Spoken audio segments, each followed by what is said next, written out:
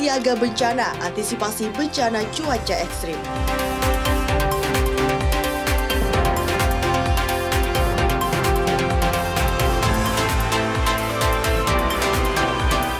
Isu BBM tercampur air, DPRD akan turun ke lapangan.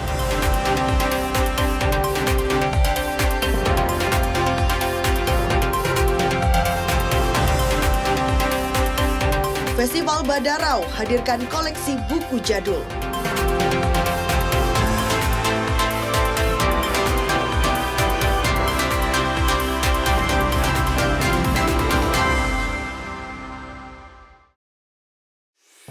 Halo, selamat pagi saudara. Senang kembali berjumpa dengan Anda di Kompas Kalsel hari ini, Kamis 13 November 2025. Selain 3 sorotan utama tadi, kami juga memiliki beragam sajian informasi menarik lainnya. Bersama saya, Tasya Euni, selama 30 menit akan menemani pagi hari Anda, hanya di Kompas TV, independen, terpercaya.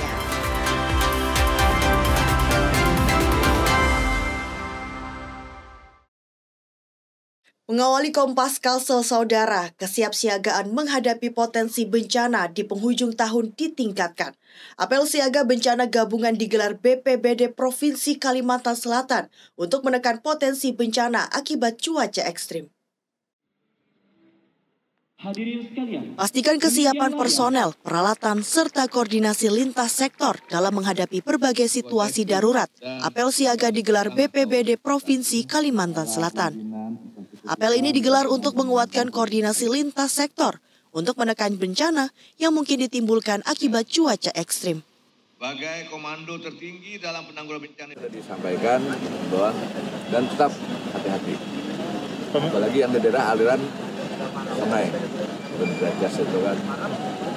Pemetaan daerah rawan di mana Pak Sekda nih di 3 kabupaten kota?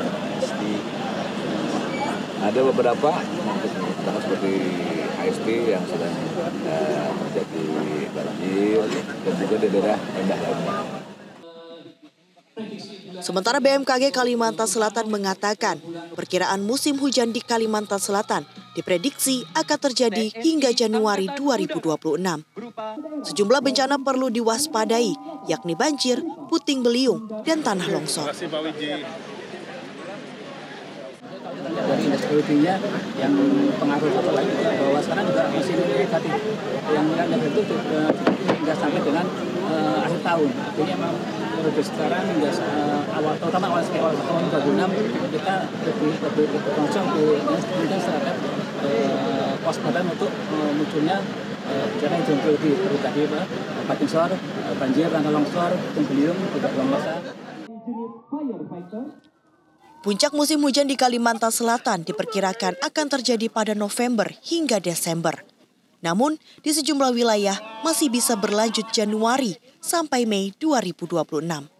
Nabila Ceva, Kompas TV Banjarbaru, Kalimantan Selatan. 4 tersangka sindikat narkoba asal Samarinda ditangkap Satres Narkoba Polresta Samarinda. Keempatnya diduga kuat terlibat peredaran sabu 7,1 kg yang dikendalikan 2 napi dari Lapas Parepare, Sulawesi Selatan. Keempat tersangka yang diamankan Satuan Reserse Narkoba Polresta Samarinda ini merupakan warga Samarinda.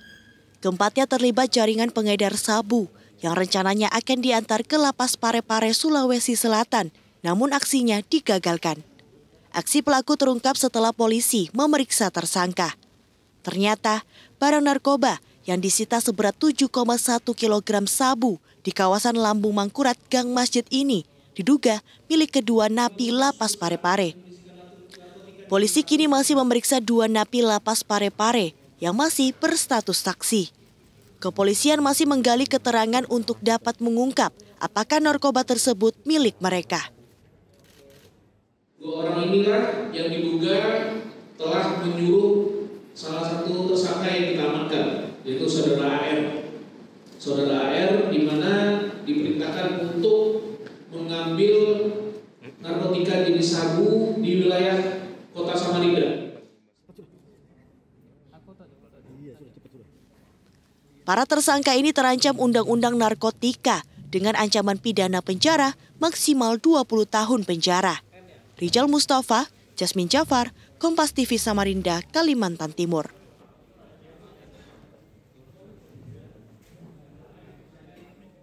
Setelah isu BBM tercampur air menuai polemik, DPRD Kalimantan Selatan mendesak Pertamina untuk bersikap transparan.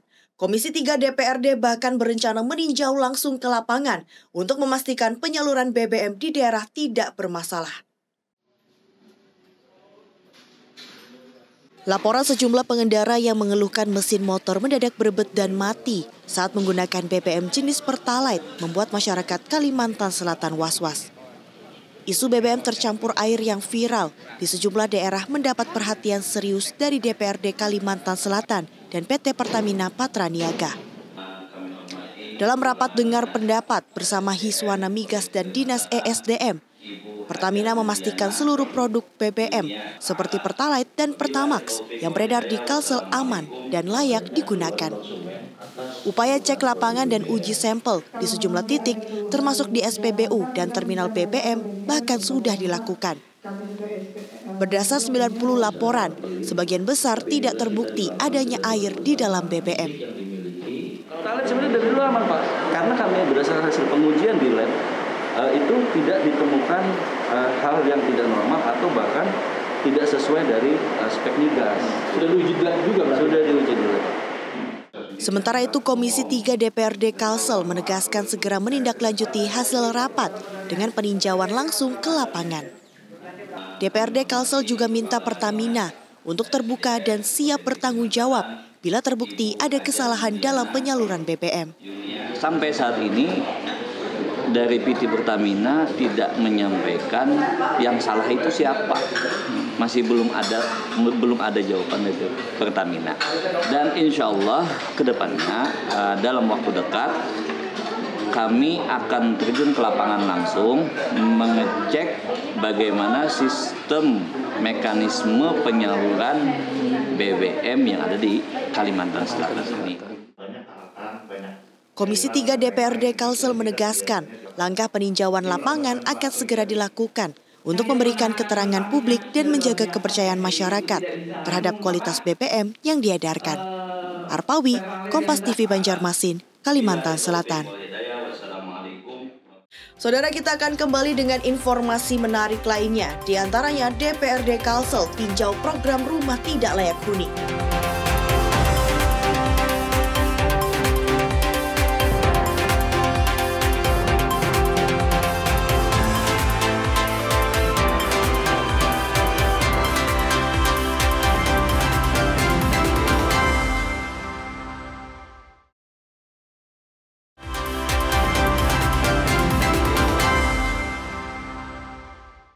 Komisi 4 DPRD Kalimantan Selatan meninjau pelaksanaan program Rumah Tidak Layak Huni (RTLH) di Desa Antasan Senor, Kabupaten Banjar.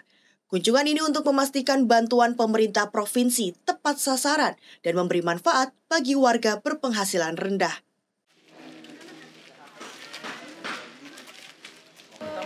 Komisi 4 DPRD Kalimantan Selatan melakukan peninjauan ke Desa Antasan Senor, Kecamatan Martapura Timur, Kabupaten Banjar. Kunjungan ini untuk melihat langsung progres program Rumah Tidak Layak Huni yang dilaksanakan pemerintah provinsi. Program RTLH merupakan upaya pemerintah dalam mengurangi jumlah rumah tidak layak huni, sekaligus membantu masyarakat berpenghasilan rendah untuk memiliki tempat tinggal yang layak dan aman.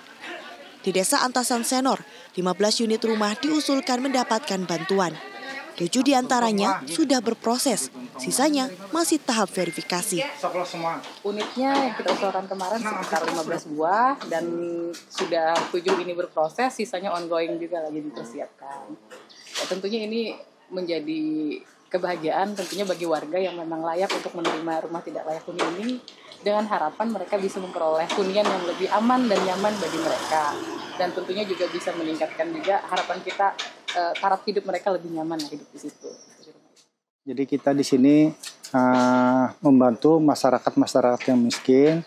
Output dari kegiatan ini adalah nantinya mereka bisa berubah, baik itu keluar dari kemiskinan maupun kegiatan-kegiatan kita membantu. Karena dampak dari perbaikan ini berdampak sangat luas di masyarakat, banyak permasalahan di masyarakat, permasalahan sosial, salah satunya kemiskinan. Program RTLH ini diharapkan berkelanjutan sebagai wujud komitmen pemerintah provinsi dalam meningkatkan kesejahteraan dan mengatasi ketimpangan hunian masyarakat. Arpawi, Kompas TV Kabupaten Banjar, Kalimantan Selatan. Saudara, penyelesaian sengketa medis di Indonesia kini berubah total. Undang-undang Kesehatan yang baru menghapus jalur kriminalisasi dan mewajibkan mediasi atau restoratif justice. 20 profesional kesehatan dinyatakan lulus dan dikukuhkan sebagai mediator tersertifikasi di Rumah Sakit Bayangkara, Banjarmasin.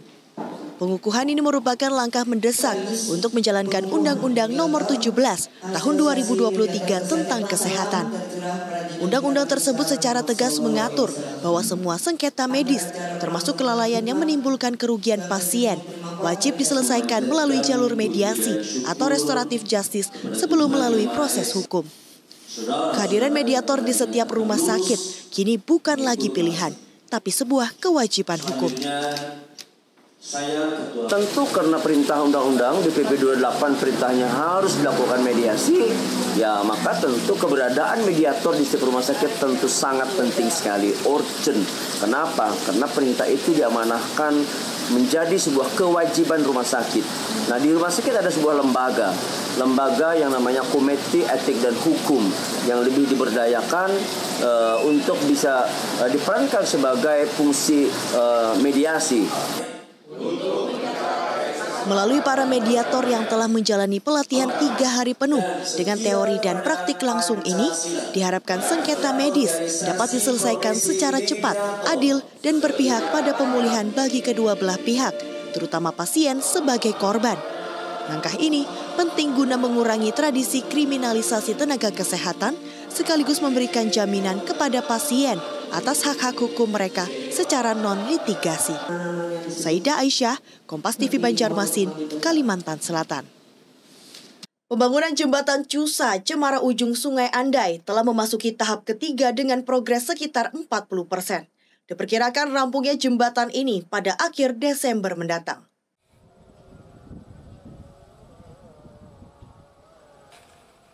Nampak badan jembatan di sebelah kiri dan kanan telah terbangun kokoh. Pembangunan jembatan Cusa ini tinggal menunggu pemasangan lantai jembatan yang diperkirakan membutuhkan waktu sekitar 1 bulan ke depan. Ini kan udah cuma erekan sama ada pemancangan sipil di depan. Cuma itu aja ya. Ini sekitar 40-an ini. 40% balas. Ini ya pertengahan Desember lah. Pertengahan Desember. Proyek jembatan yang dimulai sejak akhir tahun lalu bertujuan untuk mengurai kemacetan parah antara Cemara Ujung dan Sungai Andai. Salah satu warga menantikan jembatan gantung ini. Baginya, dengan dibukanya jembatan ini, tak jauh lagi memutar arah jika hendak ke Sungai Andai. Ya kan kalau begini, kita kan bikin sepeda kan langsung ini nyamannya. Dekat sama Pasar Peronggas nih. Pasar Peronggas kan setiap pagi. Namanya ya pakai jembatan supaya kada jauh mengeliling. Iya. Jadi cepat menyeberang ke tidak bisa lagi ke situ. Ya sudah terbagi orangnya. Akses jembatan gantung ini dibuka hanya bagi pengendara roda 2. Namun, tak menutup kemungkinan roda 4 seperti ambulans melewati jika dalam kondisi darurat. Saidah Aisyah, Kompas TV Banjarmasin, Kalimantan Selatan.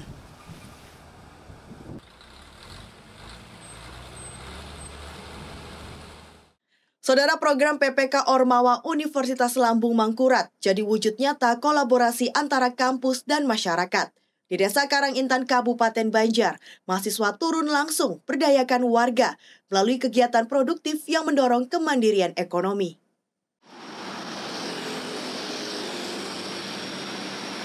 Universitas Lambung Mangkurat terus menunjukkan komitmen dalam pemberdayaan masyarakat. Lewat program penguatan kapasitas organisasi kemahasiswaan PPK Ormawa di Desa Karangintan, Kabupaten Banjar. Program ini mendapat perhatian khusus dari Direktorat Pembelajaran dan Kemahasiswaan Kemendikbudristek, yang melihat langsung dampak kegiatan mahasiswa dalam pemberdayaan warga desa. Dalam program ini, mahasiswa ULM turun langsung mendorong produktivitas warga, mulai dari pendampingan produksi otak-otak ikan gabus, pembuatan paving block dari sampah plastik dan oli bekas, hingga pengolahan pupuk organik dari sekam padi. Program ini juga mengajarkan teknologi terapan, seperti budidaya ikan dengan sistem aquaponik dalam ember dan pembuatan alat penjernihan air sungai yang dapat dimanfaatkan oleh warga setempat. Tidak hanya mereka itu adalah pandai di kampus gitu ya, tapi bagaimana menempatkan ya ide-ide mahasiswa ini adalah bisa diimplementasikan di desa. Ya, supaya selain kita memberikan pengetahuan lebih kepada masyarakat desa, kita di samping itu juga memasyarakatkan kampus di desa-desa. Alhamdulillah bahwa ibu-ibu PKK-nya sudah bisa berproduktivitas, menghasilkan sesuatu yang memiliki nilai jual sebenarnya ya, tapi memang masih berupa rintisan. Mudah-mudahan ke depan dari hasil produktivitasnya tersebut bisa menghasilkan nilai ekonomi yang mengarah kepada kemandirian. Program PPK Ormawa ULM menjadi contoh nyata pemberdayaan masyarakat melalui inovasi mahasiswa demi menghasilkan produk bernilai jual bagi kemandirian desa. Program PPK Ormawa ULM membuktikan bahwa sinergi antara perguruan tinggi dan masyarakat dapat melahirkan inovasi nyata untuk mendorong kemandirian dan pembangunan berkelanjutan di desa. Arpawi, Kompas TV Kabupaten Banjar, Kalimantan Selatan. Festival Badarau hadirkan koleksi buku jadul, selengkapnya di Kompas Kalsel.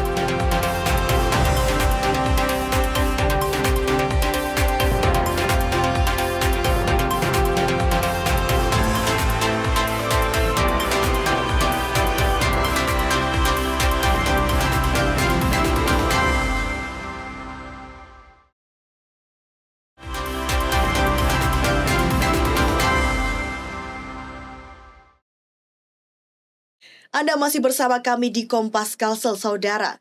Usia senja tidak menghalangi semangat Nenek Tamon untuk mengayuh ojek rakit di Sungai Sekayam, Kabupaten Sanggau, Kalimantan Barat. Berusia 70 tahun, Nenek Tamon masih tawarkan jasa bantuan menyeberang. Nenek Tamon itulah panggilan akrab nenek yang sudah berusia 70 tahun lebih. Di usia senjanya ini, Nenek Tamon tetap semangat bekerja, menjadi pengayuh rakit di Sungai Sekayam, Kabupaten Sanggau.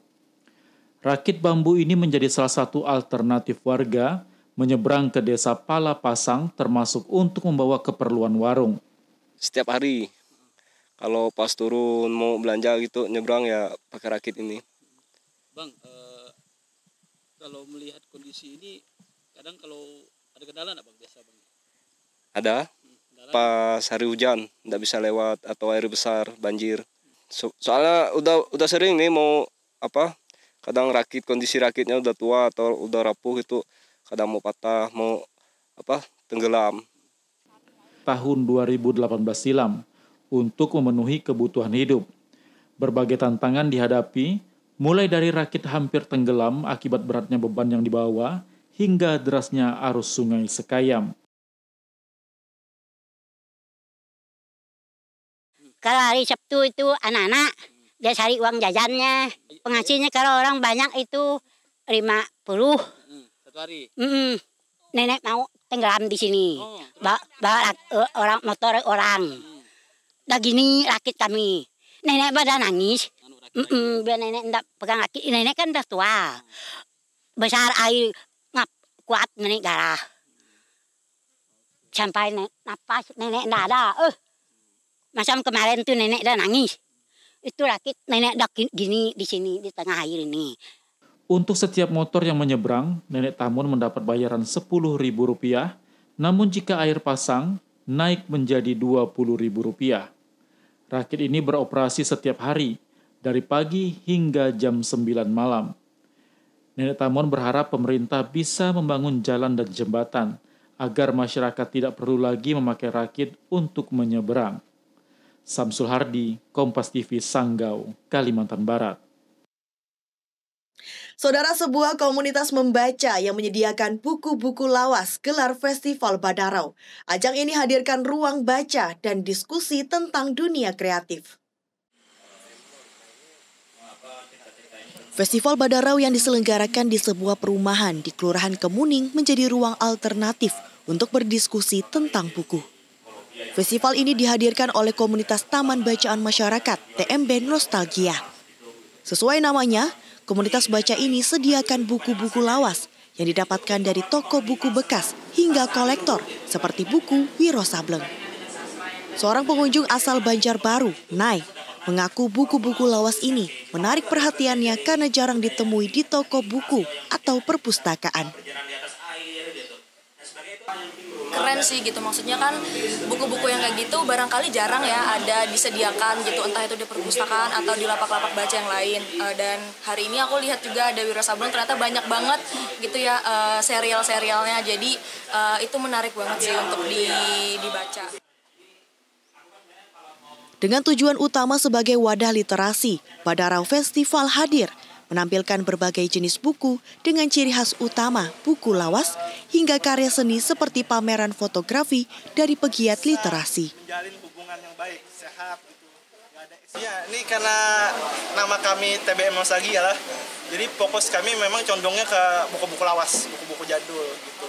Yang memang dicari-cari di buku-buku loakan, yang bisa temukan di buku loakan. Dan jarang sudah temui di buku-buku penerbit mayor. Taman bacaan ini diharapkan bisa lebih dari sekedar tempat membaca, namun juga menjadi tempat para pemuda menuangkan ide hingga gagasan, sehingga terjalin hubungan baik dan positif antar individu dan komunitas. Nabila Ceva, Kompas TV Banjarbaru, Kalimantan Selatan. Beralih ke berita olahraga, saudara. Nasional Paralimpik Komite Indonesia (NPCI) Kota Banjarbaru pastikan kesiapan hadapi ajang Pekan Paralimpik Provinsi Kalimantan Selatan. Sedikitnya 104 atlet akan berlaga di 18 cabang olahraga yang dipertandingkan. 180 kontingen Paralimpik Banjarbaru siap berlaga di Pekan Paralimpik Provinsi Kalimantan Selatan, dengan melibatkan 104 atlet yang akan bertanding di 18 cabang olahraga. Cabang olahraga yang diunggulkan yakni atletik, khususnya nomor tolak peluru dan tolak lempar. Pada Peparprov sebelumnya, cabang atletik berhasil meraih 24 medali emas dan keluar sebagai juara umum. Kita targetnya tentu maunya yang terbaik ya. Jadi kawan-kawan yang akan mengikuti NPCI baru ini kita persilakan untuk bermain secara sportif. Tentunya kita harapkan adalah prestasi yang terbaik dari mereka untuk menang. Tahun ini, NPCI Banjarbaru targetkan mempertahankan prestasi tersebut. Kabarnya gitu. Nah, jadi cabur yang diunggulkan oleh NPCI Kota Banjarbaru adalah cabur atletik, yaitu di tolak lempar. Kami waktu di kandangan kemarin bisa meraih 24 emas, bisa juara umum kami waktu di kandangan kemarin. Sementara seorang atlet atletik dari nomor tolak lempar bilang sudah mulai latihan sejak bulan Januari. Dengan persiapan maksimal, optimis bisa pertahankan 2 medali emas dari ajang Peparprov tahun 2022. Secara jejak kemarin tolak lempar, atletik tolak lempar. Kalau yang di kandangan kemarin, alhamdulillah 2 medali emas karena kita sudah nasional, jadi boleh ikutnya cuma 2 cabur aja ya? 2 nomor ya? 2 nomor. Kalau target tahun ini seperti apa nih dari? Sama kira-kira 2 nomor lagi mempertahankan medali emas. Perhelatan Peparprov tahun ini terasa istimewa untuk Nur Setia karena anak perempuannya dari cabur atletik juga ikut bertanding. Nabila Ceva, Kompas TV Banjarbaru, Kalimantan Selatan. Saudara, rangkaian informasi tadi sekaligus mengakhiri perjumpaan kita di Kompas Kalsel hari ini. Saya Tasya Uni beserta kru yang bertugas mengucapkan terima kasih atas kebersamaan Anda. Selalu saksikan beragam sajian informasi terkini dan teraktual lainnya hanya di Kompas TV, independen, terpercaya. Sampai jumpa.